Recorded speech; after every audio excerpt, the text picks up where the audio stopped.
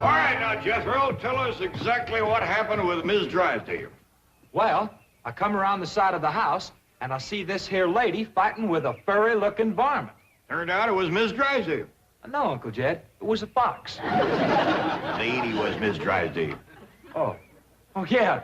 So I grabs up the shotgun, and I says, step aside, lady, and I'll shoot it. Well, instead of that, she whipped around and throwed that thing in the air. Well, I shot it on the fly with both barrels. Blew my wife's fox fur to shreds. I wonder if you fainted dead away. I caught her just in time. The chauffeur had to help me get her into the car. She was out like a light. She was stewed to the gills. You said it took 2 men to get her back in the car. You know, Jethro, could be that there fox was Miss Drysdale's pet. Why in tarnation would she want a sneaky old fox for a pet? 'Cause them kind of people are liable to do anything. What kind of people? Ask your pa. Well, I reckon I can't protect you from the ugly side of life forever.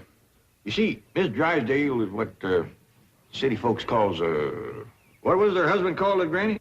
Hypochondriac. Yeah, that means she drinks a little. Well, let's be thankful for one thing, Mr. Drysdale. What's that? The tree outside the window. It completely obscures her view of the Clampett estate. Yes.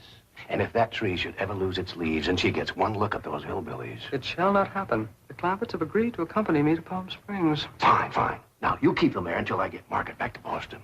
Can do and will do. Maybe it's for the best that you know about that poor woman next door, Ellie. Now you can pitch in and help us get her cured. Yep. I'll need you to help find the makings from a sobering up mash.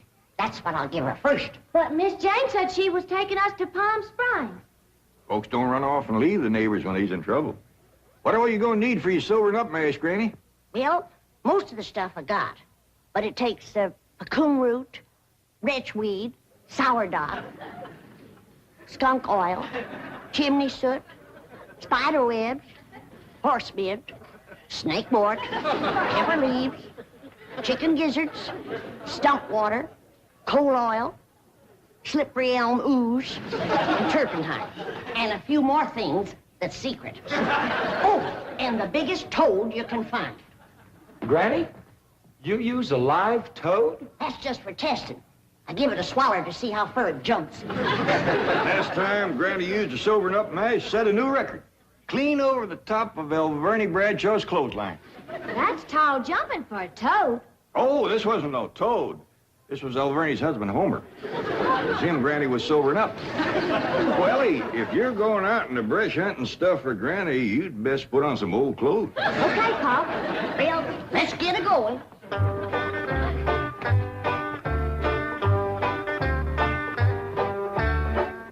Oh, I pert near forgot. I have to have some goat's milk. After Mrs. Drysdale takes my sobering up mash, she has to have fresh goat's milk every half hour to stop the burning. Well, I reckon Jethro can borrow some. Well-to-do neighborhood like this, folks is bound to keep goats. Everybody except us. We ain't even got a cow. Nor pigs neither. Nor chickens. We ain't even got nothing to pull a plow. You're supposed to be so dad blame rich. I'll bet we're the only family in Beverly Hills that ain't got a mule. I reckon it is high time I was stocking this place. Even Mr. Drysdale's been after me to buy some cattle. Well, good for him. Yeah, just the other day he says to me, Mr. Clampett, you got $25 million in cash. You ought to put some of that money into stock. Well,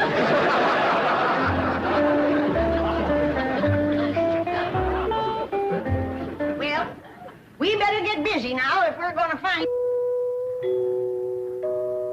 There goes that music again. Jethro, did you ever find out where that's coming from? No, sir, I didn't. Every time I went to looking for it, somebody always come to the door. This time I'm gonna find it for sure. Yeah, good hunting. Me and Granny will be figuring out what stock to buy.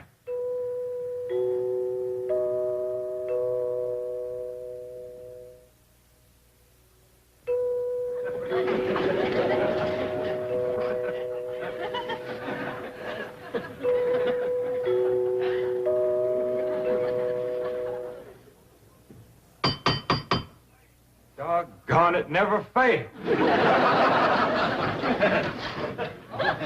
Howdy, Miss Hathaway. Oh, please stop calling me Miss Hathaway. Now, if I can call you by your first name, Jethro, surely you can do the same for me. But, Please? well, howdy, Miss Jethro. How about calling me Jane? I like that better. Well, are we all set to leave for Palm Springs? No, ma'am. Uncle Jed and me's going to town and buy some stock. Stock? Yes, ma'am. Mr. Drysdale, he told Uncle Jed he had ought to put some of his money into stock. He dictated a memo on that. But you needn't waste time driving into town. You can order your stock by telephone. Now, here are Mr. Drysdale's recommendations. He doesn't want your Uncle Jed to get a bum steer. Oh, Uncle Jed, he wouldn't buy no bum steer. He should be cautious in the bull market. You gotta be careful with cows, too. I don't need this list nohow. Me and Granny's already figured out what we want. That's right. A pair of goats, 3 pigs, 4 cows, a bull, a mule, and a dozen chicken. Reckon we get all that on the truck? Don't have to. Miss Hathaway says just call on the telephone and they bring them out. Oh, now, ain't that nice? Hello? Jed, I watched that banker feller. You have to stick your finger in them holes and spin her a while. All right.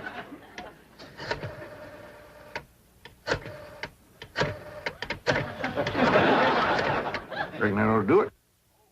Operator. Oh, howdy, ma'am. This here is Jed Clampett.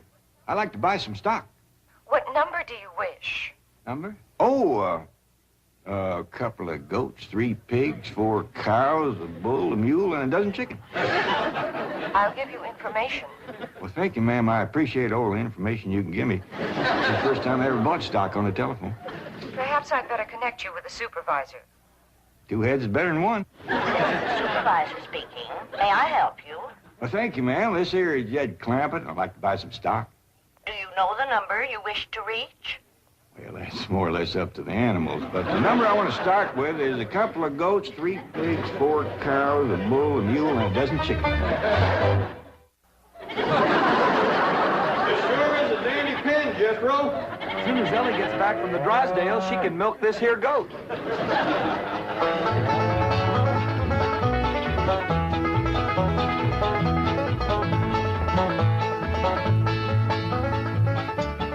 Mr. Drysdale sure has got a nice house, ain't he, Granny?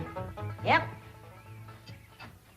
Nice house, nice car, nice job. But the evil of drink has sure laid a heavy hand on his heart. Never forget, Ellie, drinking is a curse. But you take a drink now and then, Granny. Never more than a thimbleful.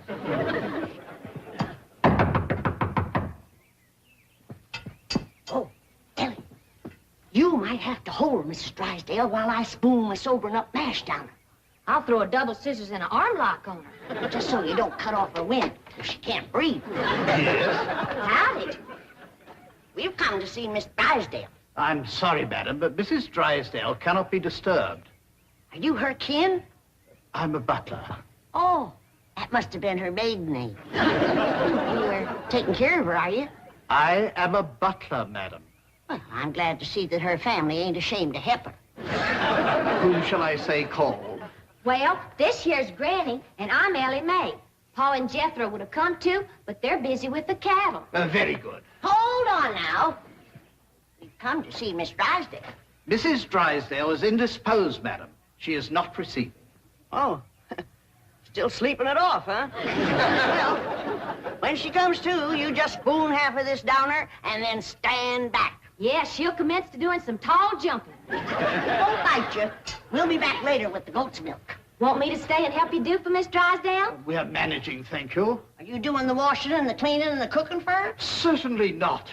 Oh, just letting it pile up on her, huh? I am a butler. Oh. Want me to haul him out of there, Ranny, and wrestle him down? Kin folks have certain rights. Family comes first. He sure is proud of that family name, ain't he? Yeah. You hear him talk, the butlers don't get wet when it rains. Did you say something, dear? Well, speak up, dear. Can I get you something? Come in. I beg your pardon, sir. The butler said some people from a ranch brought this for Madame. From a ranch? Well, he said they mentioned cattle. They called themselves Granny and Ellie Mae. The Clampetts. They haven't gone to Palm Springs. Yes, sir. Get him in through that gate. That's the way. Suey, pig. Ah! Get in there. Get in there, pig. Get in, pig. Come on. Pig. That's the way. Suey. No, surely not.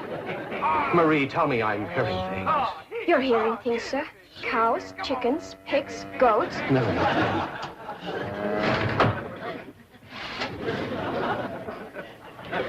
Anything I can do, sir?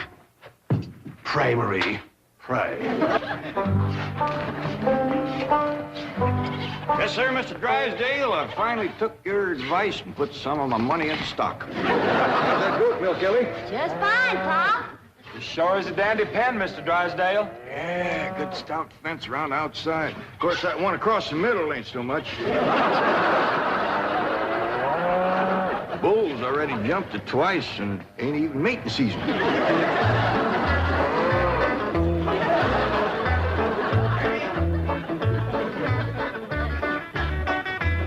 Got ourselves some mighty fine-looking stock. Of course, they need a little fattening up. Mr. Drysdale happy to see him? Granny, he was so happy he couldn't talk. He just kind of hung on the fence and made little gurgling noises in his throat. Well, that poor man has some joy coming to him. I'm glad to be able to help him to forget his trouble for a spell. Here's the goat's milk, Granny. Oh, good, Ellie. Now, you run that right over to Mrs. Drysdale. That sobering up mash smarts considerable unless you follow it up with fresh goat's milk. Ellie, Mr. Drysdale ever find his tongue? Yeah, Pa. Whilst I was milking the goat, I heard him kind of mumbling like he was giving thanks. He says, "Oh, what have I done to deserve this?" Lord love him. Ain't that pitiful? Oh, hurry, child, now hurry. You know, Granny, it gives a person a mighty good feeling to help a neighbor. You betcha. And he needs us, because his wife's kin ain't no help. Who's that? That high and mighty Mr. Butler, that's who came to the door when Ellie and me took the mash over. Wouldn't let us see Miss Drysdale. Well, now, you can't hardly blame him for not wanting folks to see it. Uncle Jed, the bull jumped that little fence again, so I tied him back over on his side. Where's Mr. Drysdale? I asked him to come in for some coffee. It was the funniest thing would happen to him. You know how he was hanging on the fence of the stock pen, kind of gurgling and mumbling happy-like? Yeah. Well, all of a sudden, he points up towards his house and says, "My wife, that's her window." Then he goes tearing off into the bushes like a bear was after him. She took some mash and he seen her jumping. Right, Ellie, he's gonna get there with the goat's milk just in time. Oh, Sonny, Sonny, your mumsy just had the most ghastly dream. I was going to see our new neighbors, the Clampetts, and suddenly this dreadful giant appeared with a huge gun and shot my beautiful fox fur. Isn't that the most dreadful... Claude, what are you eating? Oh, did Ravenswood bring my darling boy some nice cheese fries? Claude. Claude! Marie, come and get Claude. What's the matter, dear? Claude, he's having a seizure or something. Is something wrong? Yes, Marie. Open the window. Yes, let's have some fresh air. No. You take Claude to the doctor. I'll get the window.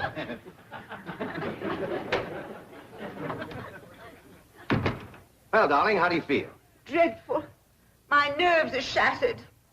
Open the window, dear. Well, it might not be good for you, Margaret. Oh, don't be silly, Milburn. I need oxygen.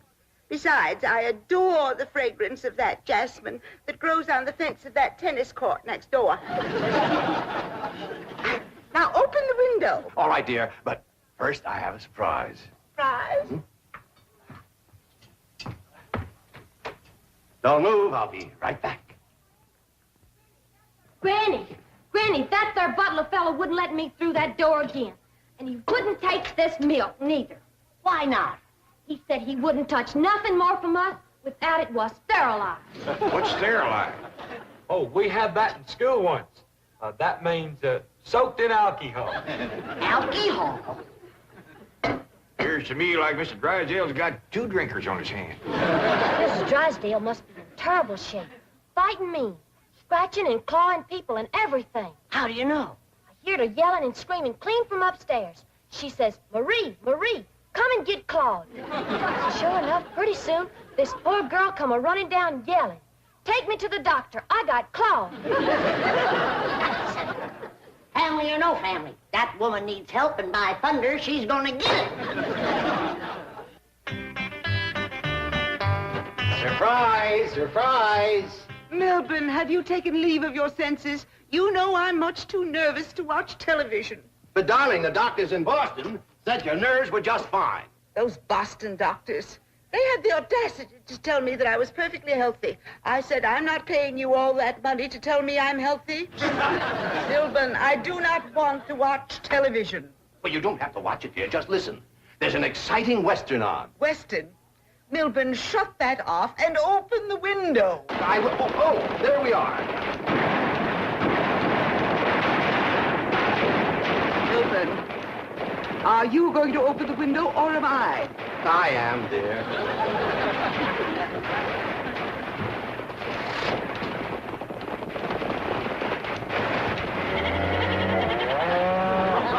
There, you see, the cattlemen and the sheepmen are fighting it out. Well, if you won't turn it off, I will. Oh, dear, I do admit that's a very old plot, but I'm sure we can get something better. That's the window he pointed to right there. I've got to get some fresh goat's milk up to that woman some way. I could shinny up the tree and climb right in that window. Oh, Jethro, it ain't fitting for a man to be in a woman's bedroom. How about me? No, Ellie. You're too young to handle somebody wrestling in the grip of old John Barleycorn. I gotta get up there and have a goat handy to milk ever so often. I think I got it figured out, Granny. I'll get a rope, throw it over that limb, hoist you up to the window. Jethro, you get that Mr. Butler away from the front door. Then, Ellie, you take the nanny goat, lead it upstairs to her room for Granny. All right, Paul. But that little goat ain't gonna do nothing unless he's got that little chicken sitting on his back. That's all right. Raw egg ain't gonna do Mrs. Drysdale a bit of harm.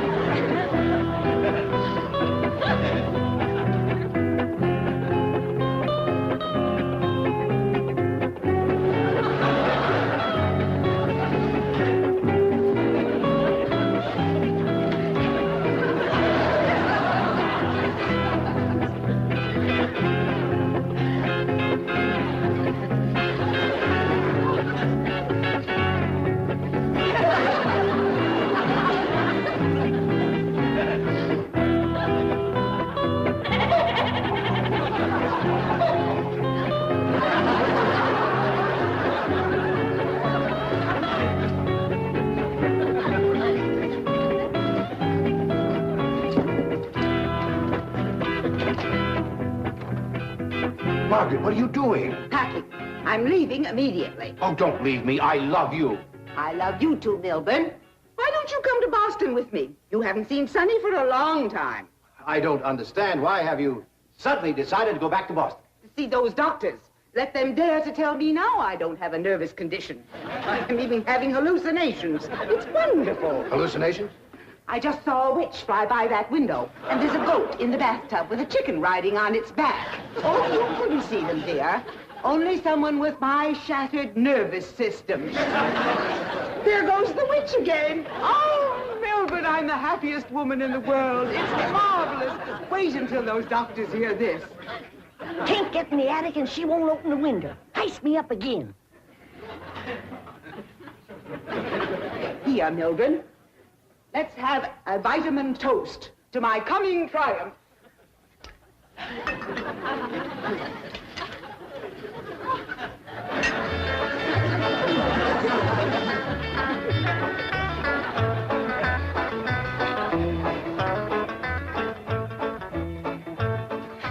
late, Jed. What do you mean, Granny? We didn't get to her in time. Now she's got her husband on the stuff.